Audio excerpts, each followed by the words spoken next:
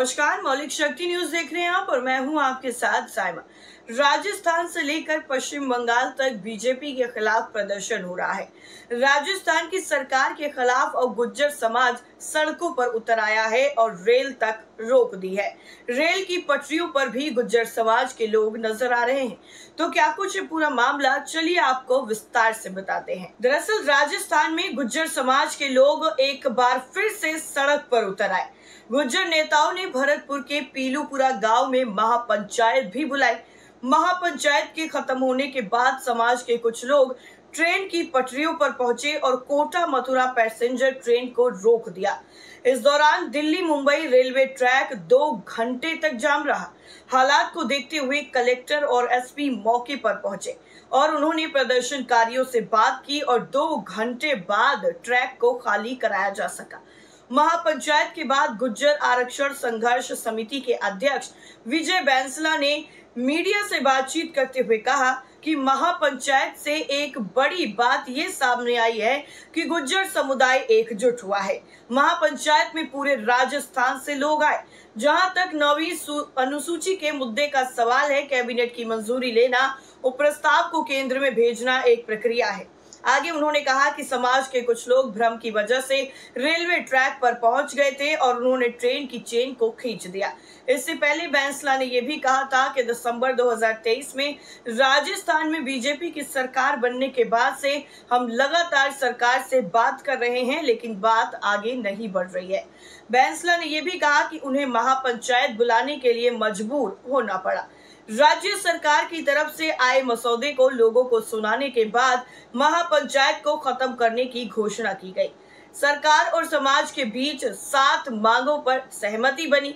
इन मांगों में एमबीसी आरक्षण विधेयक को 9वीं अनुसूची में शामिल करने, आरक्षण आंदोलन के दौरान हुए समझौते का पालन करने, आंदोलन के दौरान दर्ज हुए मुकदमों को वापस लेने की मांग के अलावा और मांगे शामिल हैं। गुज्जर समाज के लोगों की मांग है कि एमबीसी के 5% आरक्षण को 9वीं अनुसूची में शामिल किया जाए, जिससे इसे न्यायिक समीक्षा से छूट मिल सके। 2019 में राजस्थान सरकार ने एमबीसी कोटा कानून पास किया था, लेकिन इसे 9वीं अनुसूची में शामिल नहीं किया गया था। विजय बैंसला ने कहा है कि उन्हें मुख्यमंत्री पर विश्वास है कि वो इस मामले में तेजी से आगे बढ़ेंगे। गुज्जर समुदाय के लोग आरक्षण आंदोलन के दौरान समुदाय के लोगों पर दर्ज किए गए मामलों को वापस लेने का भी दबाव बना रहे हैं। विजय बैंसला का आरोप है कि मौजूदा सरकार के कार्यकाल में अभी तक एक भी मामला वापस नहीं लिया गया है। गुज्जर समुदाय की इस महापंचायत को भरतपुर में जाट समुदाय का भी साफ तौर पर समर्थन मिला हुआ है। जो मांगे हैं उसके इतर अगर हम देखें कि मौजूदा वक्त में क्या व्यवस्था है तो जानते हैं। दरअसल मौजूदा वक्त में राजस्थान में 64% आरक्षण है। इसमें ओबीसी के लिए 21%, अनुसूचित जाति के लिए 16%, एसटी के लिए 12%, आर्थिक रूप से कमजोर वर्ग के लिए 10% और मोस्ट बैकवर्ड क्लास एमबीसी के लिए 5% का आरक्षण है।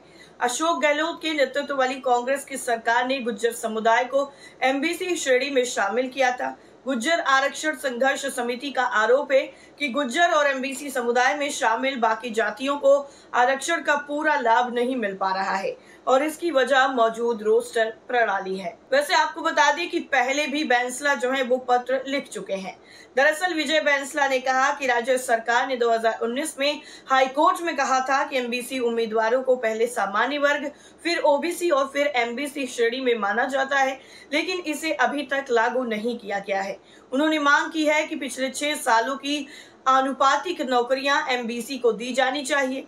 उन्होंने ये भी कहा है कि उन्हें सरकार को इसे लागू करना चाहिए या अगर उन्हें लगता है कि ये गलत है तो एक शुद्धि पत्र जारी करना चाहिए। इतना ही नहीं, समिति ने मांग ये भी की है कि राजस्थान न्यायिक सेवाओं में एमबीसी के लिए बैकलॉग भी भरा जाना चाहिए।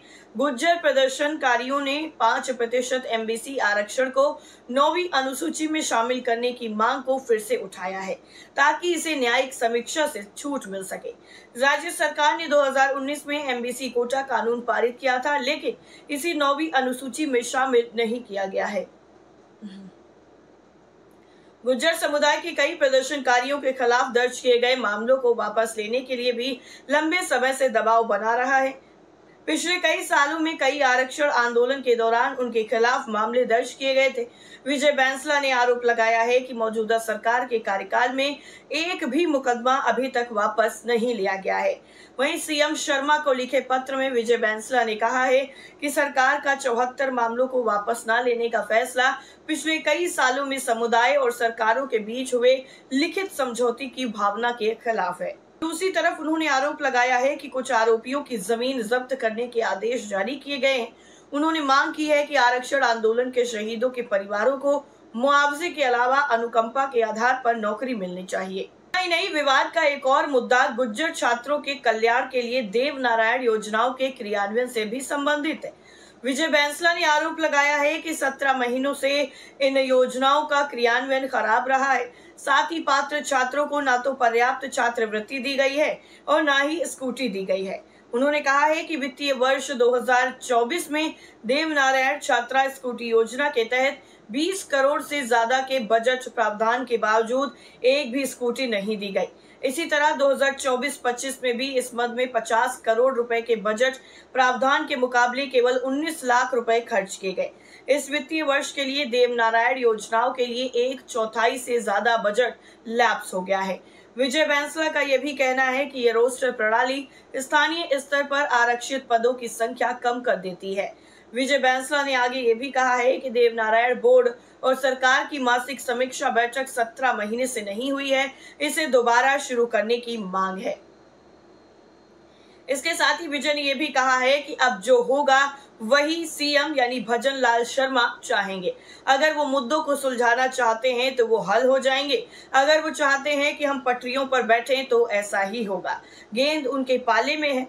दरअसल आपको बता दें कि विजय बैंसला गुज्जर आरक्षण आंदोलन के सबसे बड़े चेहरे दिवंगत कर्नल किरोड़ी सिंह बैंसला के बेटे हैं और वो बीजेपी के टिकट पर 2023 में राजस्थान में विधानसभा का चुनाव भी लड़ चुके हैं, लेकिन उन्हें हार का सामना करना पड़ा था। 2008 में भी आरक्षण की मांग को लेकर गुज्जर समाज के लोग सड़कों पर उतरे थे और इस दौरान कई प्रदर्शनकारियों की मौत भी हो गई थी। राजस्थान के अलावा पश्चिम बंगाल में भी बीजेपी के खिलाफ जमकर विरोध हो रहा है। दरअसल पश्चिम बंगाल की मुख्यमंत्री और टीएमसी सुप्रीमो ममता बनर्जी पर बीजेपी नेताओं के कथित अपमानजनक बयानों के खिलाफ तृणमूल कांग्रेस की महिला शाखा ने दक्षिण कोलकाता में एक विरोध रैली निकाली। इस रैली ने राज्य की दो धुर विरोधी पार्टियों टीएमसी और बीजेपी के बीच में एक नया सियासी विवाद खड़ा कर दिया।